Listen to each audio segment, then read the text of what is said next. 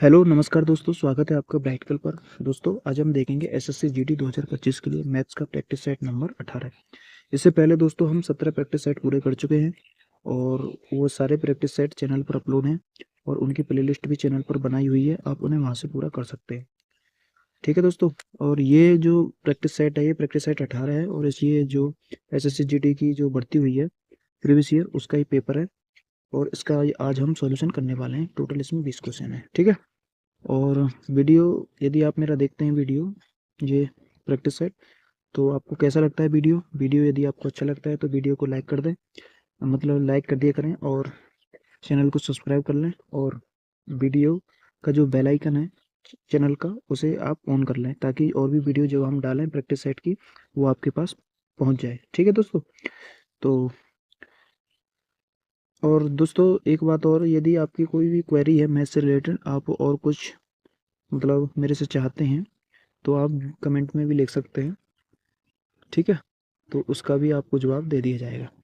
ठीक है, यदि आपको कोई क्वेश्चन समझ नहीं आता वो भी आप कमेंट में बताएं। मतलब इसमें दोस्तों जो मैं मतलब पूरी कोशिश करता हूँ आपको समझाने की। आप जब भी आपको मतलब समझ में नहीं आता है आप एक बार वीडियो वापस करके भी आप उसे समझ सकते हैं। यदि फिर भी समझ में नहीं आता है तो आप वीडियो में मतलब लिख सकते हैं कमेंट में। ठीक है, तो उसका आपको जवाब दे दिया जाएगा। और चलो तो फिर शुरू करते हैं। ये क्वेश्चन नंबर जो 20 है ये होमवर्क का क्वेश्चन है। पहले हम इसको सॉल्व करेंगे फिर आज की वीडियो स्टार्ट करेंगे। तो चलिए फिर शुरू करते हैं।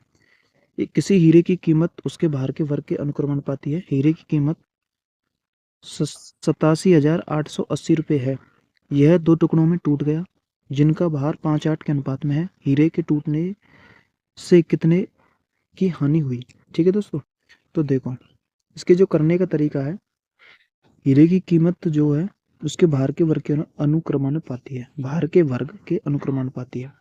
तो देखो कैसे करेंगे आप इसे, यानी 5:8 हीरे का जो अनुपात है वो कितना है 5:8। 5:8 यदि हम टोटल जोड़ें तो कितना हो जाएगा जोड़ के 13। ठीक है, 13 हो जाएगा। जब हम 13 का जब वर्ग करेंगे तो ये हो जाएगा 169। अच्छा, अब जब जब ये टुकड़ों में टूट जाता है 5 और 8 के में, और इसका जब हम वर्ग करके देखेंगे तो कितना हो जाएगा, इसको वर्ग करेंगे 5 को तो ये हो जाएगा 25 प्लस 8 को जब हम वर्ग करेंगे तो ये जो मतलब हो जाएगा जुड़ के 64। 64 और 25 जब हम ऐड करेंगे तो ये हो जाएंगे जुड़ के 5 और 4 9 और 6 और 2 8, कितना हो जाएगा 89। अब देखो यहाँ पे जो मूल्य बना है इसकी जो कीमत बनी है 169, यहाँ बनी है 89 यूनिट। यहाँ पे देखेंगे कि कितना अंतर है कीमत में कितने को लॉस हो गया।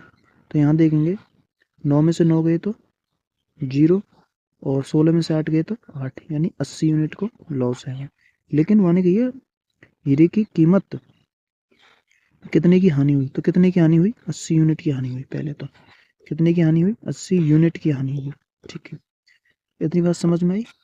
ठीक है भैया, अब आगे देखो, माने कि ये हीरे की कीमत कितनी है 87,880, लेकिन यहाँ पे कीमत कितनी आई है निकल के 169 आई है ना। कितनी आई है 169। तो 169 का जो मान है 169 यूनिट को जो मान है वो कितना है, वो है 87,880। तो यहाँ पे आप 1 यूनिट का मान निकालेंगे। ठीक है, 1 यूनिट का मान निकालेंगे, या 13 से काटेंगे या 13 बार, और यह 13 से काट देंगे कितनी बार, ये कट जाएगा आपको 6,760 बार। ठीक है, और यहाँ से जब 1 यूनिट को मान निकालेंगे 13 को भाग देंगे यहाँ में तो ये आ जाएगा 520। ठीक है, 1 यूनिट को मान आएगा 520। अब देखो वहाँ ने पूछी हानि, तो हानि हमें कितनी भैया 80 यूनिट की। तो यहाँ में जब आप 520 की गुणा करेंगे तो ये कितना आ जाएगा 2 जीरो और 8 दूनी 16 और 8 पंच 40 और 1 41, कितना आ जाएगा 41,600, यानी ऑप्शन नंबर 1 राइट आंसर है। ठीक है, तो चलिए फिर आज की प्रैक्टिस सेट शुरू करते हैं। क्वेश्चन नंबर 1 है, ये सिंप्लीफिकेशन का क्वेश्चन है। पहले आप इसमें भाग देंगे उसके बाद जोड़ करेंगे। देखो 1100 में जब आप 5 से भाग देंगे तो 5 दूनी हो जाएगा 5 दूनी 10 और बचे 2, बचेगा 1, यहाँ जाएगा 10, फिर 5 दूनी 10, यानी ये कट जाएगा 220 बार। ठीक है, फिर प्लस है, फिर 2 को भाग दो 420 में, कितनी बार कट जाएगा 210 बार।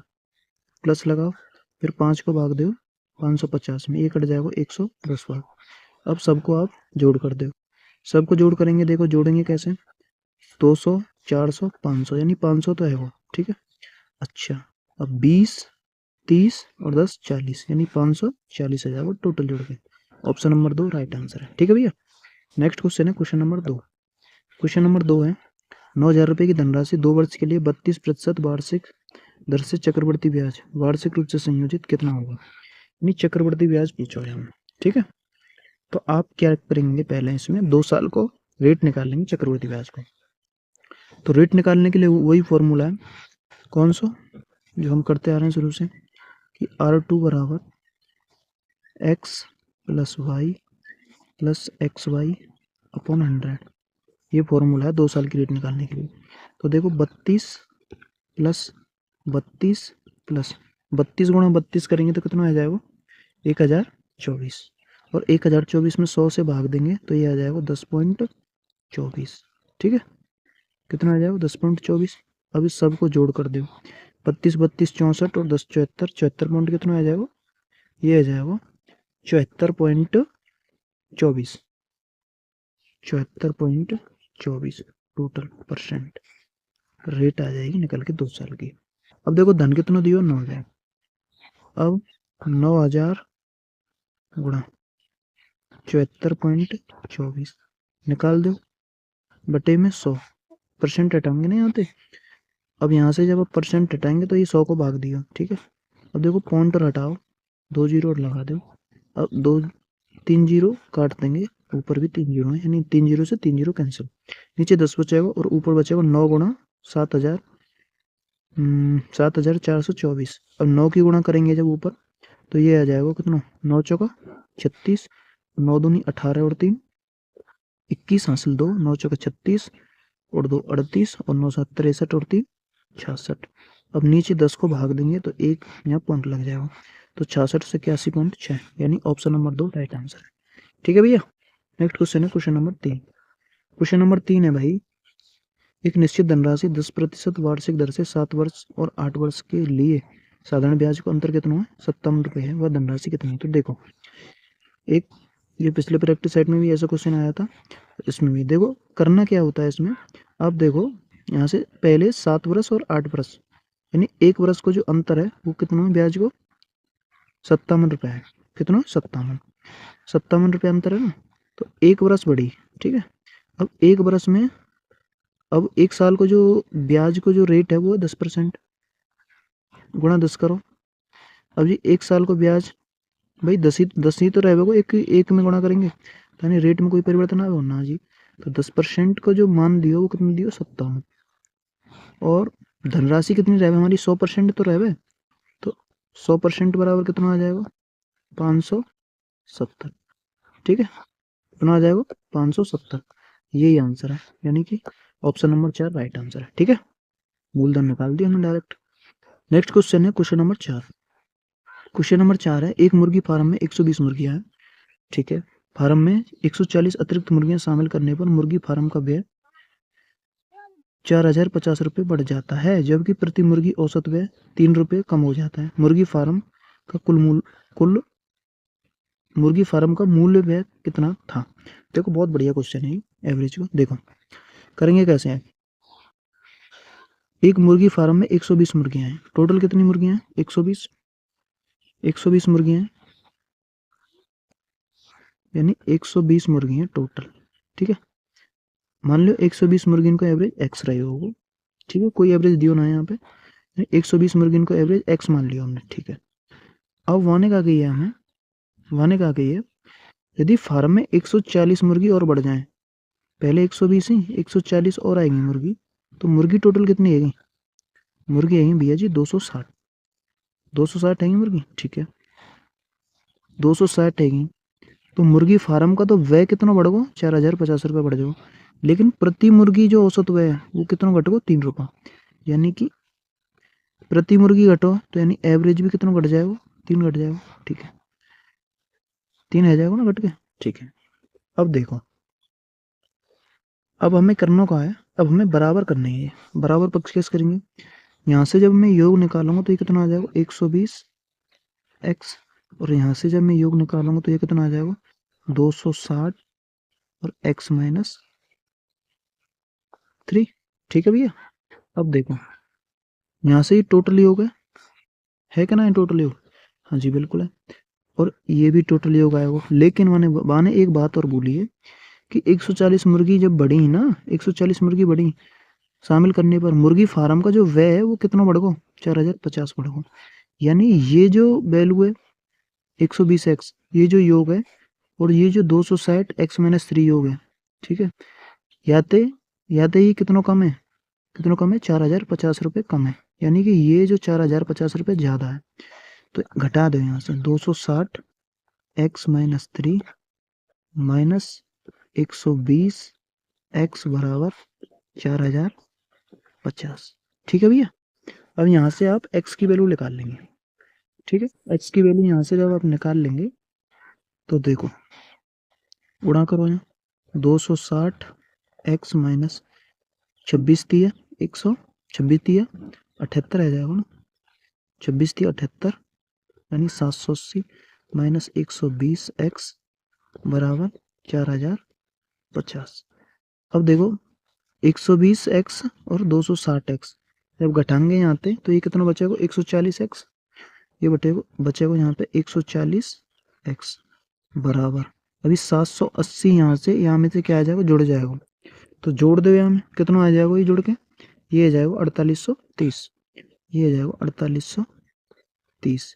अब यहाँ से 140 को जब भाग देंगे यहाँ में तो एक एक्स का मान जो आएगा वो निकल के वो कितना आएगा, एक्स का मान कितना आएगा, निकाल के देखो। देखो जीरो से तो जीरो कैंसिल आ जाएगी, तो 14 को भाग देंगे 483 में, तो देखो 14 थी 42 और बचे कितने, 14 थी 42, यानी कट ही ना रहेगा, ये तो कट रहा है ना, हाँ कट रहा है, कट रहा है, कहते कट रहा फिर रुको, ये आ जाओ एक्स बराबर काटो मत है ऐसे लिख लो, यानी 483 बटे 14। ठीक है, बटे कितना है वो 14, बटा है वो 14। अब देखो एक्स का मान आएगा 483 बटे 14। अब मान कहिए मुर्गी फार्म का मूल व्यय कितना है, तो मूल व्यय निकालना है मुर्गी फार्म को, है ना। तो देखो मूल व्यय कितना लिख रहा हो यहाँ पे 120 एक्स, टोटल व्यय यही तो भाई ना भाई, भाई एक मुर्गी को एक्स व्यय मानो हमने, मानोगे ना, तो टोटल योग कितना है वो 120 एक्स, टोटल योग है वो। ठीक है, तो यहाँ में एक्स की वैल्यू रख दो ना 120 एक्स में, अब रख दो, गुणा कर दो, हमें गुणा जब आप करेंगे, गुणा करेंगे भैया, गुणा करो, देखो 120 गुणा 483 बटे 14, अब काट दो, 7 ते कट रहा होगा, 7 दूनी 14 और 7 ते 7 छिंगे 42 और 7 नाम 63 69 बार, और 2 ते काट देंगे हम 60 बार। अब 60 गुणा 69 करेंगे तो 60 गुणा 69 करेंगे तो 6 नाम 54 और 6 छिंगे 36 और 5 41, कितना आ जाएगा 4140, यानी ऑप्शन नंबर 2 राइट आंसर है। ठीक है भैया। नेक्स्ट क्वेश्चन है क्वेश्चन नंबर 5। क्वेश्चन नंबर 5 है, उस समकोण त्रिभुज के क्षेत्रफल की गणना कीजिए जिसका आधार का व्यास 22 सेंटीमीटर और आधार के संगत ऊंचाई कितनी है 15 सेंटीमीटर है। तो देखो क्षेत्रफल को जो फॉर्मूला होता है समकोण त्रिभुज या किसी भी त्रिभुज का, वो होता है 1/2 बेस को एरिया, वो बेस गुणा हाइट। ठीक है, ये होता है एरिया को फॉर्मूला किसी भी त्रिभुज को, उसका हमें बेस मालूम होना चाहिए और हाइट कौन सी है कितनी है ये मालूम होना चाहिए। तो लगा दो 1/2 गुणा बेस कितना हमारा 22 गुणा ऊंचाई 15, काट दो 2 से 11 बार, 11 गुणा 15 करेंगे तो यह आ जाएगा 165। नेक्स्ट क्वेश्चन है क्वेश्चन नंबर 6। क्वेश्चन नंबर 6, अभिषेक अपने लैपटॉप का मूल्य क्रय मूल्य से 80% अधिक अंकित करता है, यदि वह अपने ग्राहक को अंकित मूल्य पर 25% की छूट देता है तो लाभ कितना है। तो देखो 80% की जो हम फ्रैक्शन बनाएंगे तो 80/100, काट दो 20 चौक 80 20 500, तो CP MP और SP ऐसे लिख लो। अब देखो वस्तु अधिक अंकित कर रहा हो ना, मान लो CP 5 है, यदि 4 अधिक अंकित करेगा तो MP कितना आ जाएगा 9। ठीक है, अब 25% की छूट देता है, 25% को फ्रैक्शन 1/4। अब मान लो 4 MP है, बाकी 1 की छूट देगी तो SP कितना आ जाएगा 3। अब रेशियो सॉल्व कर ले, यहाँ से रेशियो बना ले। देखो पड़ोसी से पड़ोसी फिल कर देंगे हम, यानी 9 को पड़ोसी 9 फिल कर दिए, 4 को पड़ोसी 4 फिल कर दिए। ठीक है, अब यहाँ पे आप रेशियो बनाओ, 5 चौका 20 और 9 चौका 36 और 9 तिया 27। ठीक है भैया, अब देखो ये आएगा आपको रेशियो। जब ये रेशियो निकले आयो तो अब क्या करेंगे, अब हमें लाभ प्रतिशत देखना। तो लाभ हम CPSP हम लाभ निकालेंगे क्रय मूल्य पे, यानी 20 रुपये की कोई चीज़ है, हमने बेची कितने की है 27 रुपये की, कितने लाभ है वो 7 को, लेकिन 7 को लाभ है वो, लेकिन 20 पे भयो ना, गुणा 100 कर देंगे। तो 20 पंजे 100 और 5 सत्ते 35, कितना आ जाएगा 35%। दोस्तों यदि आपको कॉन्सेप्ट पसंद आ रहे हो तो आप वीडियो को लाइक कर दें। ठीक है, तो चलिए फिर चलते हैं क्वेश्चन नंबर 7 पर। एक मिश्रण में दूध और पानी का अनुपात 7:9 है और मिश्रण में कुछ दूध मिलाया जाता है, जिसके कारण दूध और पानी का अनुपात 11:9 हो जाता है। प्रारंभिक मिश्रण के प्रतिशत के रूप में मिश्रण में कितना दूध मिलाया गया। देखो कैसे करेंगे, यानी दूध और पानी है तो यहाँ लिखो आप मिल्क, यहाँ लिखो वाटर, कितने अनुपात में 7 और 9 के में। ठीक है, कुछ दूध मिलाया जाता है, जिसके कारण दूध और पानी का जो अनुपात है वो कितना 11:9 है। 11:9 मिला कर रहे हैं हम, दूध मिला रहे हैं। जब दूध मिला रहे हैं तो पानी हमारा कैसा होना चाहिए समान, तो हमने देखो यहाँ पहले से ही समान दे रखा। ठीक है, तो पानी के साथ हमने कोई छिड़कानी नहीं करनी है, क्योंकि पानी समान हमें करना पड़ता है यदि यहाँ पे समान ना होता, लेकिन यहाँ पे पहले समान है। ठीक है, अच्छी बात है। अब देखो यहाँ पे दूध कितनी यूनिट मिला, 7 से 11 है वो, यानी कि 4 यूनिट दूध मिला दिया। ठीक है, अब देखो शुरुआत में कितना दूध हो, माने क्या कहिए, प्रारंभिक मिश्रण के प्रतिशत के रूप में मिश्रण में कितना दूध मिलाया गया। तो देखो दूध मिलाया गया 4। अब प्रारंभिक मिश्रण कितना टोटल, तो 9 और 7 16 यूनिट। अब 4 मिलाया गया टोटल पे 16 गुणा 100। अब देखो 4 से 4 बार और 4 से 100 काट देंगे हम 25 बार, कितना आ जाएगा 25%, यानी ऑप्शन नंबर 2 राइट आंसर। ठीक है, नेक्स्ट क्वेश्चन है भैया जी, क्वेश्चन नंबर 8। क्वेश्चन नंबर 8 है, क्वेश्चन नंबर 8 है, ये सिंप्लीफिकेशन को काट पीट कर दो देखत के, टाइम ना लगाना है हम ज़्यादा। देखो 0 से 0 कैंसिल, यहाँ आ जाएगा 52 प्लस 25 सत्ते 175, फिर माइनस 62 गुणा 3 कर दो, 3 दूनी 6 और 3 छिंगे 18। अब देखो 175 और 52 जोड़ दो, ये कितना आ जाएगा 7, 7 और 5 12, 12 और ये 2, 227 में से 186 घटा देंगे तो कितना हो जाएगा, कितना आ जाएगा निकल के 41, यानी 41 आ जाएगा घटाव करके। नेक्स्ट क्वेश्चन है क्वेश्चन नंबर 9। क्वेश्चन नंबर 9, 25 श्रमिक एक दीवार 10 दिनों में बना सकते हैं, 20 श्रमिक उसी दीवार को कितने दिनों में कितने दिन लेंगे। तो देखो 25 श्रमिक है, MDH लगा दो, MDH लगा दो, यानी 25 श्रमिक है 10 दिन में एक दीवार बना रहे हैं बराबर 20 श्रमिक कितने दिन लगेंगे। ठीक है, अब देखो 10 से हमने काट दिया 2 बार और 2 से 25 कितना आ जाएगा 25/2, या आप इसे 12.5 भी कह सकें। ठीक है, यानी ऑप्शन नंबर 2 राइट आंसर है। ठीक है भैया, नेक्स्ट क्वेश्चन है क्वेश्चन नंबर 10। क्वेश्चन नंबर 10 है, ए का ए प्रतिशत 9604 है तो ए का मान कितना है। तो देखो ए का ए प्रतिशत, प्रतिशत हटाएंगे तो 100 की भाग देंगे ना 100 को, वो कितने के बराबर है 9604 के बराबर। तो ये आ जाएगा ए स्क्वायर बराबर,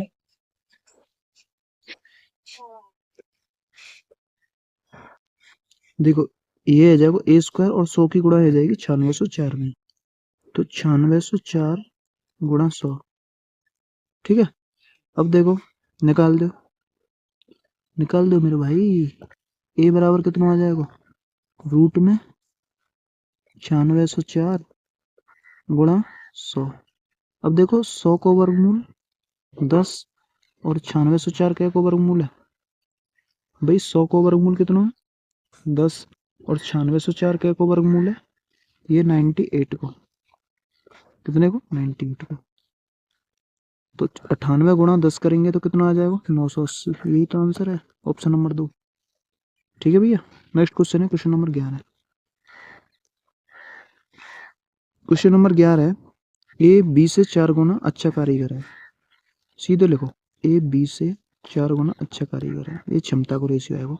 दोनों साथ मिलकर काम को कितने दिनों में कर रहे हैं? 84/15 दिनों में पूरा करते हैं। ए अकेले काम को कितने दिनों में पूरा करेगा? दोनों मिलकर कितना, मतलब टोटल वर्क निकाल लो। दोनों को समय दियो और दोनों की क्षमता दी है, गुणा कर दो। 5 गुणा 84/15। अब देखो 5 से काट दो 3 बार और 3 से काट दो तो 3 दूनी 6, 3 अट्ठे 24। टोटल वर्क कितना आएगा? टोटल वर्क आएगा भैया जी 28। अब ए अकेले वह काम कितने दिनों में पूरा कर सकता है? तो ए की क्षमता कितनी है? 4। 4 की क्षमता से 28 काम में करेगा तो कितना दिन लेगा? 7 दिन। यही आंसर है ऑप्शन नंबर 2। नेक्स्ट क्वेश्चन है क्वेश्चन नंबर 12।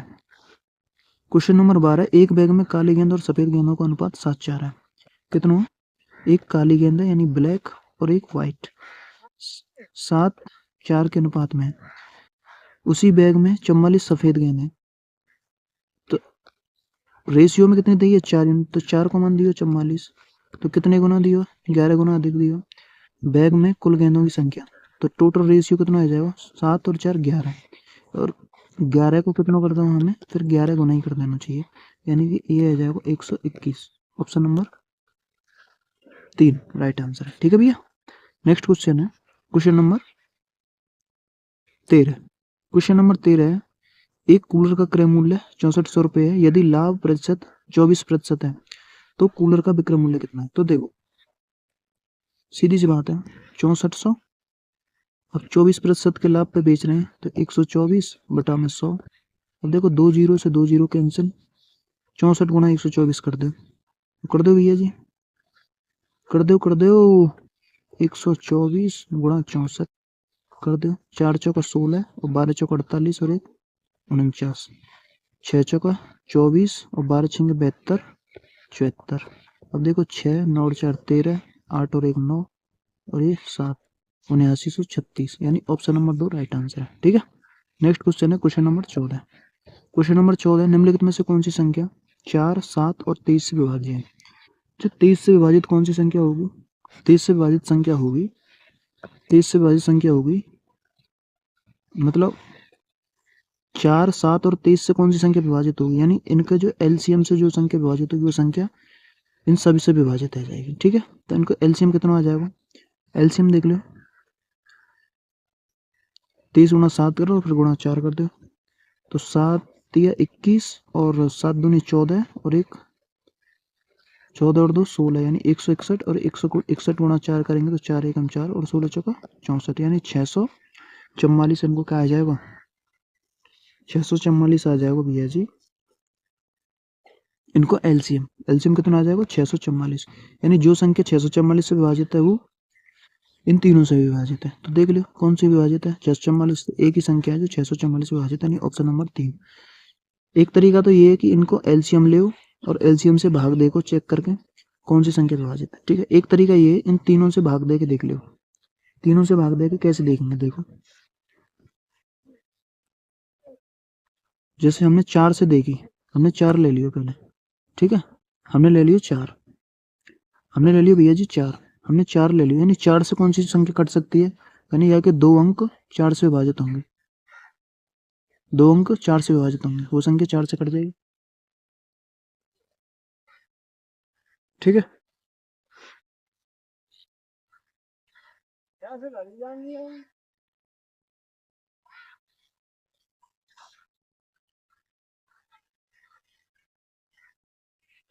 तो 4 से काटो यार, 90,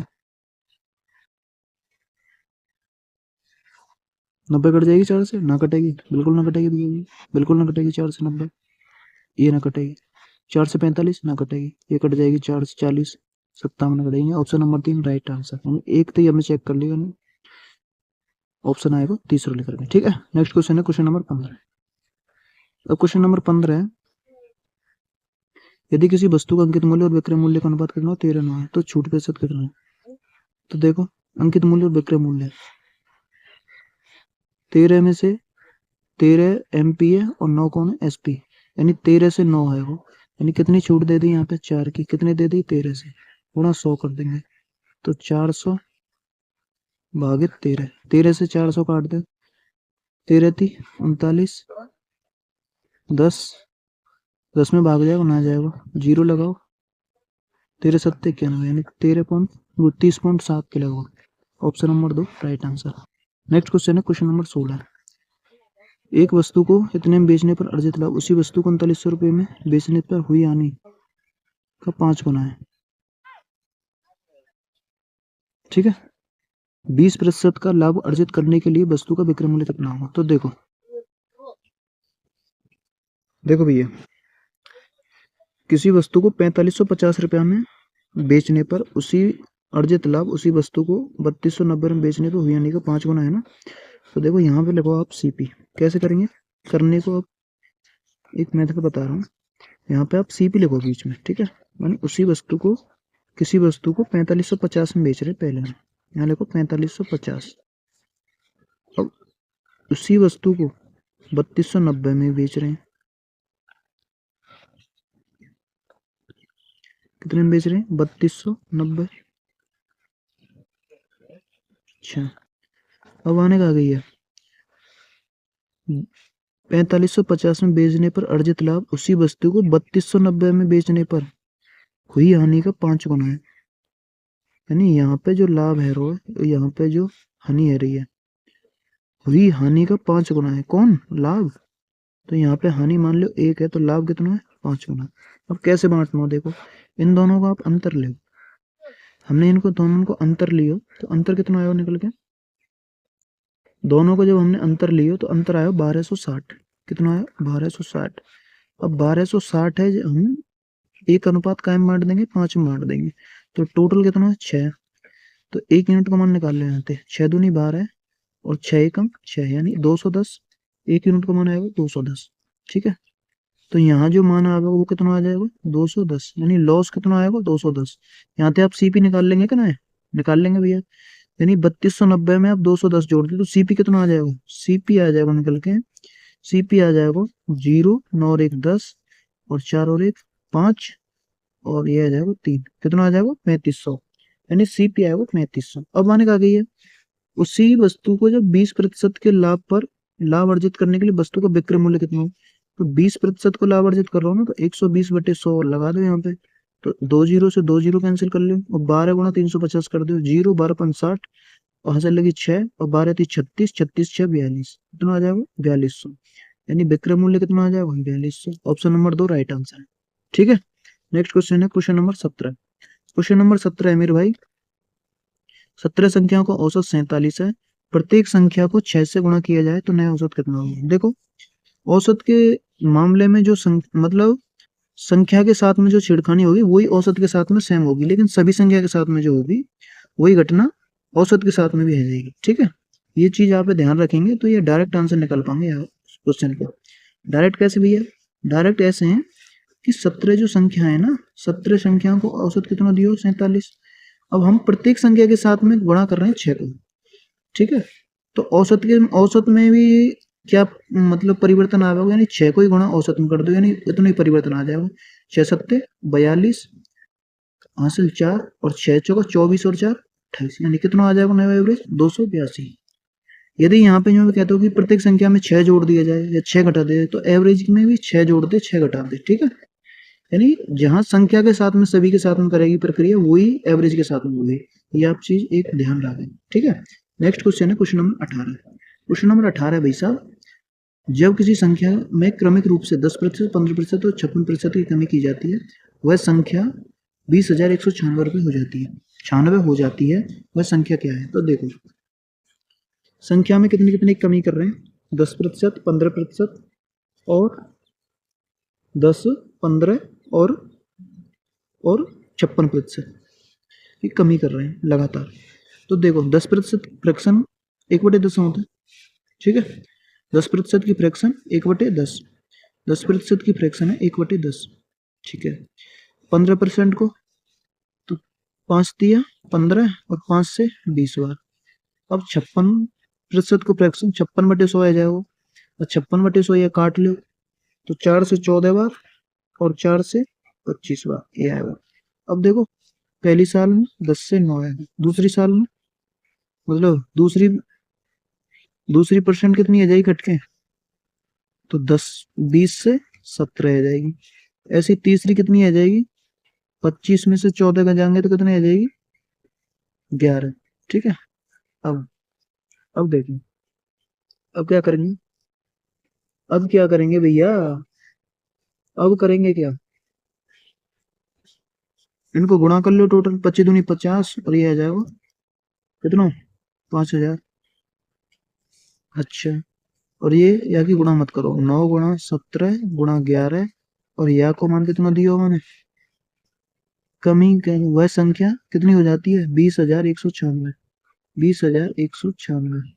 अब बारी बारी से काट दो, एक से ना 11 से काट रहे हैं पहले, है ना, 11 से काटेंगे तो 11 एकम 11 बचे 9, यहाँ आएगी 91, 11 88, 8 88 है ना, बचे कितने, 3, यहाँ आएगा 39, तो 11 33 बचे 6, और 11 छिक्के 66। ठीक है, 17 तक काट दो, 17 एकम 17, 17 एकम 17 बचो एक, यहाँ 13 आएगी, 43 है, 136, 17 अट्ठे 136, 9 से काट दो, 9 से काट दो यार, 12 बार, यानी 1 यूनिट का मान कितना आएगा, 12।